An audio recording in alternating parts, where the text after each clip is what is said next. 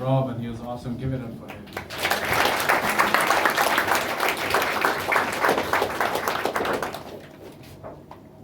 Drugs.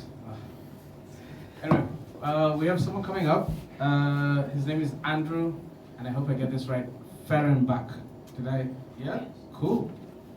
Yeah, welcome, Andrew. Thank you, you're too kind. Okay, so this is also actually about smoking, but the more recognizable smoking. So everyone is familiar with tobacco, obviously, but quick history lesson. Sir Walter Raleigh. Okay, clap, who's heard of Sir Walter Raleigh? Okay, thank you. Okay. In short, he was, well, a big fan of piracy, but that's not what we're all about. He was also an explorer, and also Queen Elizabeth thought he was really cool. So she would send him to the New World, and he would come back with fantastical treasures, including potatoes. Yeah, he was the guy who came forth and said, you know, my queen, I bring forth this fascinating plant. It is round, and it's kind of nice if you boil it, or cut it up into slices with oil. Anyway, more about him in a moment. But then, after all, he brought tobacco to Europe, so hey, you're welcome. But anyway, the point was, tobacco wasn't always smoked in the way that we expect. After all, it came from the New World, and in, ancient times, as it were, Native Americans, they wouldn't, they had, well, you remember the peace pipe, obviously, or have heard of it, but Indian shamans, instead, they would take a whole load of tobacco plants, and they would boil them up in their pot over their campfire, and they would mash it and pound it and mash it and pound it, and then boil it and boil it some more. And eventually they would get this basically blob of tobacco-y goodness. And I think you can all see where this is going. Basically, they would stuff it up their bottoms. Yes. And it would contain so much nicotine that it would send them on a vision quest, and they would be like seeing their ancestors, seeing the sky people, and of course they would be talking gibberish afterwards. They would go, oh, he's so insightful, wow, how does he do that? But rewind a little bit. I think to myself, how exactly did you come up with that? I mean, I'm envisioning scenarios and none of them really quite fit. I mean, were you like the clumsiest chef ever? I mean, the scenario that makes slightly more sense to me is, okay, there was a chef who was also a shaman, he was under pressure, and the chief said, if you produce one more lousy pudding, I'm going to stuff it up your ass. And he thinks, okay, I'm going to get that new plant that we discovered, I think it's tuba something. Anyway, so he boils it up, and then sure enough, it tastes like ass. And well, ironically enough, clearly the chief lost his temper and went, right, you bend over.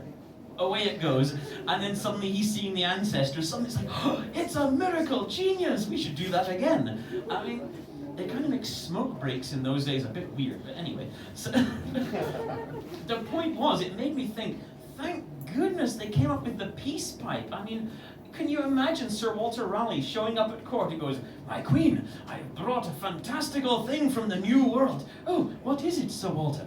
Well, it is this tobacco plant. Oh, can I try some? Well, of course you can, Your Majesty. Would you please bend over? I mean, quicker than you can say off with his head, he is gone. So I guess he owes a debt of gratitude to the Native Americans. Anyway, fast forward a little bit, you would think that was the end of the buck play after peace pipes were discovered. But no, when I was actually trying to research this article, I did a spot of Googling trying to find some sources. And what should I stumble upon? But no, in the 1800s, it turns out tobacco smoke was used as a cure for drowning. And not in through the mouth.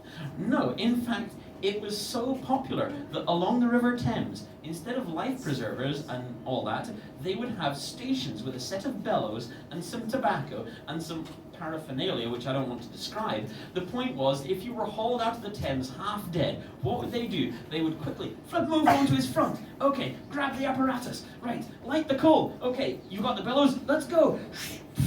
And then they felt it was warming enough that it would bring you back to life. I was like, good God, I mean, medical professionals were not terribly professional in those days. Heck, I could have been a doctor. It's like, how do you cure him? I don't know, stuff something up his bottom. What have you got?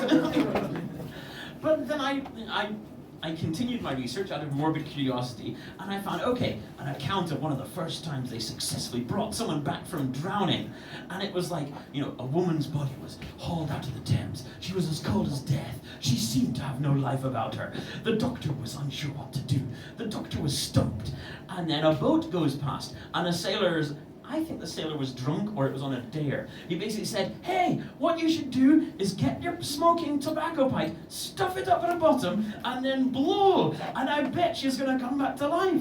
I'm sure she didn't come back to life. I'm sure it was more bloody hell, what's happening to my bottom? I mean, I have visions of, I mean, you think, where did the term blowing smoke up your ass comes from? That's where. I mean, I have visions of sailors coming to and going, guys, what happened? It was all a blur.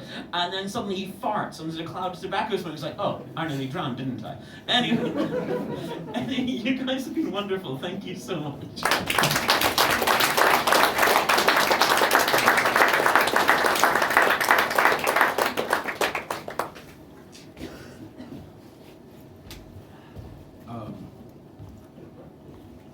I haven't been blown in a while, but